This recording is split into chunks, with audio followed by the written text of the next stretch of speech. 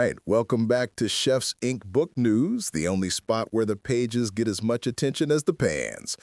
The nights are drawn in. Ears got that bite that says braise something. It's Alex Rivers here. And it's Tamara Washington, bringing a little bit of soul to your weekly listen.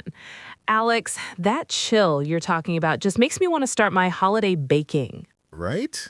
The scent of ginger and molasses is already calling my name. And Oliver Bennett, ready to decant. The cold is when the barrel-aged spirits truly start to sing, isn't it? Oh, yes. They've been waiting all year for this. But today, we are talking about the heavyweights. Yeah. The books that could genuinely double as a doorstop. Yeah. Oh, they absolutely could. You could press a whole block of tofu with one of these. But far, far too valuable. These are the foundational text. Alex. Yeah. I believe you're starting with a true titan. The monoliths. The books that aren't just on the shelf, they are the shelf. My pick is Harold McGee's On Food and Cooking, the Science and Lore of the Kitchen. Classic. And let's get one thing straight, this is not a cookbook. No, it's the operator's manual for the physical world, as it applies to what we eat. It's the ultimate why book. You know, my grandmother, she never needed a book to tell her why her caramel was setting just so, No. or why her bread rose perfectly every time. She just knew it in her bones. Right. It was generational wisdom. That's the thing, isn't it? She had the craft down to an art form. She did, but for the rest of us who didn't get that direct line of inheritance, Right. thank heavens there's McGee. Exactly. I stumbled upon it maybe 10 years deep in my career. Wow. I thought I knew it all. I could run a station. I could expedite a service with my eyes closed. But I was fighting this losing, soul-crushing battle with a damn hollandaise. It was perfect 1 minute, and the next, it would split if a busboy sneezed 2 blocks away.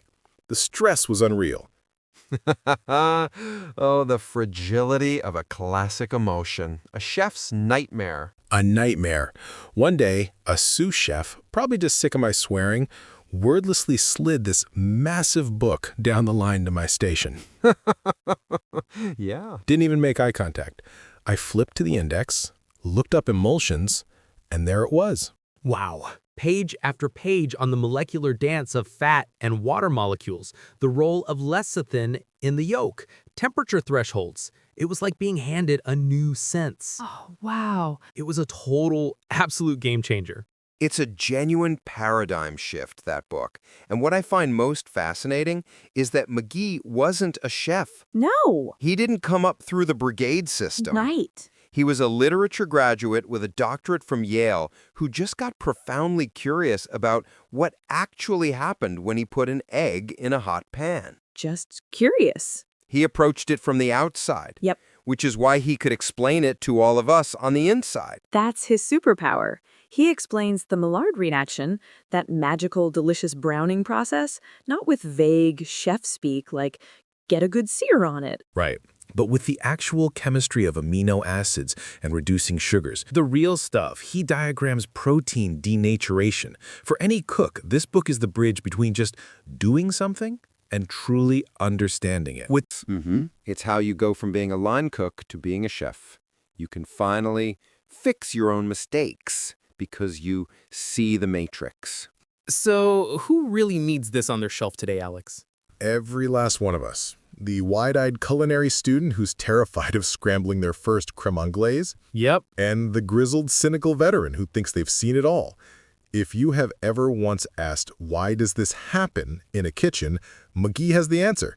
Just approach it like a reference, not a novel. Right. Don't try to read it cover to cover unless you're a masochist. Well, speaking of oracles, that flows so nicely into my choice. The one, the only, Larousse Gastronomique. Ah, the beast. If McGee's book is the science department, Yes. Larousse is the entire faculty of history, language arts, and classical studies all rolled into one. Ah, the big red book. A kitchen without a copy feels incomplete, unmoored. It does. A well-used copy is a badge of honor. I always judge a new place by the number of soft stains on the pages of its Larousse. It shows the battles that kitchen has fought. I first held one in culinary school, and it felt like I was holding a secret text. Our instructor placed it on the table with this reverent. We had an assignment to define 50 classical French terms from à la manière to vol au vent. I opened that book and just got lost for hours. Wow. It doesn't just tell you how to make a duxelles. It tells you its history, who it was likely named for, its variations. The context. It preserves our collective heritage. It's the law, though. It's prescriptive. This is how it is done, full stop. I admire the hell out of it, but it's a bit rigid compared to McGee's open-ended science, isn't it? It tells you what, but McGee tells you why. But that's its strength, Alex. It gives us a foundation, a shared language. True. You can't create good jazz if you don't know your scales. Larousse teaches us the scales of our craft, and it's not some dusty relic. The modern editions are revised by committees of the world's greatest chefs. Right. The late, great Joe Robuchon oversaw the last big one. It's a living document that connects us to every chef who came before. It's for anyone who understands that cooking is a craft with a long, beautiful history. History and science, which I suppose makes my pick the modernist love child of your two books, with a penchant for a good drink. Okay. I'm bringing Liquid Intelligence by the inimitable Dave Arnold, the mad scientist to the shaker, the guy with the centrifuges and the tanks of liquid nitrogen. The very same. But don't let the lab coat fool you. This book is to cocktails what McGee is to food. I first encountered Arnold's work on his blog years ago. Oh, yeah? He was writing about clarifying lime juice with agar-agar. It completely blew my mind that such a thing was even possible, let alone practical. Wait, hold on. Clarifying. Lime juice? Goodness, child. What for? Doesn't God give us lime juice just the way it is? For ultimate purity of flavor, for textural reasons in carbonated drinks. But that's just a glimpse. He explains techniques like milk washing, where you use milk proteins to strip the harsh phenolic compounds from spirits. Whoa. Leaving you with this impossibly smooth, crystal clear liquid. Wow. The first time you successfully make a milk punch, you feel like an alchemist. Wow. It's magical. He dedicates entire chapters to the physics of shaking versus stirring, the thermodynamics of chilling. There is an entire glorious chapter on ice. Just ice. Sounds like you need a laboratory and a trust fund to make a gin and tonic his way. My bar's a bar, not a chemistry lab. And that is the common misconception. While he does play with the high-tech toys, the true gift of the book is the principles. Right, the why. Once you understand why you need to get your ingredients as cold as possible before shaking to control dilution, you can apply that anywhere with any equipment. It's for the home enthusiast who wants a better martini and the career bartender who wants to create something no one has ever tasted before. It's about precision and intention. Incredible, an incredible trio. All right, let's put a bow on this.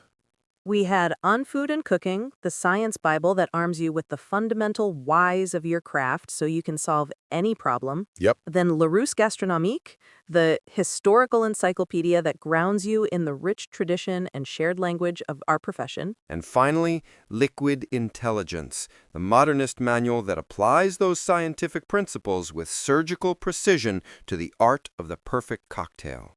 Before we sign off, we want to thank our sponsor, Chefs Inc. Miami Catering and Private Chef Service. Whether you need exceptional catering for your next event or a private chef experience, yes! Chefs Inc. brings restaurant-quality cuisine to your special occasions throughout Miami. And now, here's a question we'd like you to think about. When you seek to innovate in your own craft, whether it's in the kitchen or behind the bar, do you find yourself leaning more on a deep understanding of scientific principles? Ooh. Or a profound respect for historical tradition? Ooh. Can you truly have one without the other? That's the real question, isn't it? A profound question indeed. Send us your thoughts on our social channels. We're always eager to hear from our community.